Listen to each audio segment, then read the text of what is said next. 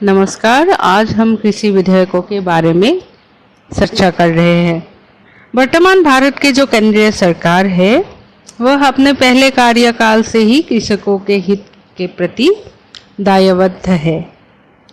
कृषि क्षेत्र को समृद्धिशाली और शक्तिशाली बनाना इस सरकार की प्राथमिकता रही है। कृषकों की आय दुगना करने के लिए और उनको अपने उत्पाद मनचाहे दामों में किसी भी बाजार में देश में बेचने की स्वाधीनता देने के हेतु ये नए कृषि विधेयकों को लागू किया गया है, लेकिन विरोधी बहुत ही हंगामा मचा रहे हैं। वे कह रहे हैं कि इससे न्यूनतम समर्थन मूल्य यानी कि एमएसपी नहीं रहेगी और किसान की आर्थिक सुरक्षा भी इससे प्रभावित होगी। पहले तो ऐसी कोई बात नहीं है। ये बात ऐसी है कि पहले देश में खाली सरकारी स्कूल या अस्पताल हुआ करती थी। अब सरकारी स्कूल और अस्पताल के साथ साथ प्राइवेट स्कूल और अस्पतालें भी है।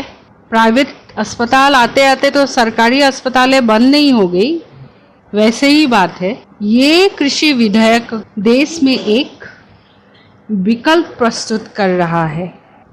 एमएसपी और मंडी रहेगी, लेकिन अब कृषकों के सामने विकल्प है। कृषक अब मंडी के अलावा ऑनलाइन माध्यम से देश विदेश के किसी भी बाजार के साथ वाणिज्य कर सकता है। और एक खास बात यह है कि कृषि कानूनों के खिलाफ किसान से ज़्यादा तो नेता नज़र आ रहे हैं। और जो कृषक की सुरक्षा को प्रभावित करने की बात है, तो ये बात बता दें आप लोगों को कि इन कानूनों में भूमि के मालिक, व्यापारी और काम करने वालों के बीच त्रिपक्षीय समझौते का प्रावधान है।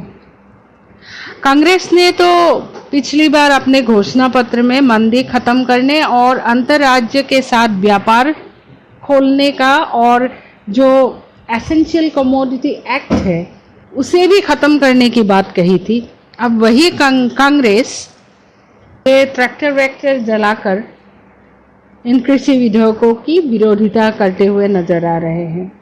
लेकिन एक बात बता दें, भारत में प्राचीन काल से ही किसान अपने फसल को अपनी इच्छानुसार बेच सकता था। ये तो ब्रिटिश काल में लॉर्ड कॉर्नवालिस ने सरकारी नियंत्रण कृषि वाणिज्य पर शुरू की थी और अब मोदी जी ने ख़त्म कर दिया है उसे। बात बस इतनी सी है। पहले तो कृषकों की साधारण भाषा में अगर हम बोले तो पहले कृषकों की पहुंच खाली स्थानीय बाजार तक थी और खरीदार भी सीमित थे। बुनियादी ढांचा की कमी थी, मूल्य पर उनका कोई नियंत्रण नहीं था।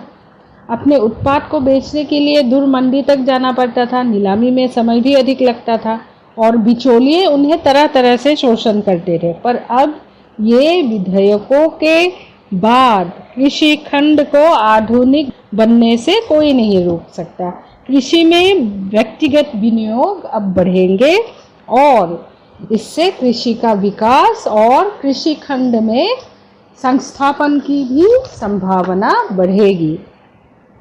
अब कृषक पंजीकृत बाजार के अलावा देश हो या विदेश किसी भी बाजार में अपने उत्पाद बेच सकता है। अब उत्पाद की बिक्री के लिए कृषक किसी तरह का टैक्स या ट्रांसपोर्टेशन कॉस्ट नहीं देगा, यानी कि खर्च जीरो। इस विषय में कृषक बिचौलिया मुक्त होकर खरीदने वालों से सीधा संपर्क में आएगा। इससे उत्पाद की सटीक मूल्य उनके हाथ लगेंगे। आप कृषक आधुनिक टेक्नोलॉजी का प्रयोग करेगा क्योंकि ऑनलाइन काम होंगे। खरीद फरोख्त की किसी भी तरह की विवाद की सुलह इन विधेयकों के प्रावधान के हिसाब से 30 दिन के भीतर स्थानीय स्तर पर करना जरूरी होगा और किसी भी नुकसान की स्थिति पर 3 दिन के अंदर कृषक को मुआवजा मिलेगा।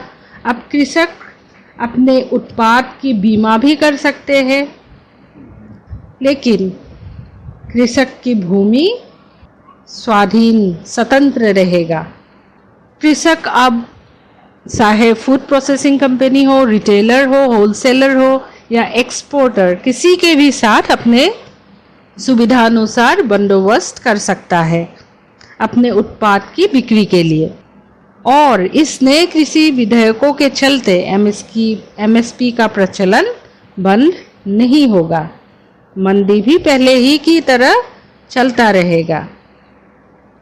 और अगर मान लो किसी को ऑनलाइन या तकनीकी बातें हैं, उनकी समझ नहीं है, तो सरकार ने एफपीओ बनाना शुरू कर दिया है ताकि कृषक किसी भी तरह से शोषित ना हो। कृषक के हित में ही बात है, इसमें कृषकों का फायदा ही फायदा है।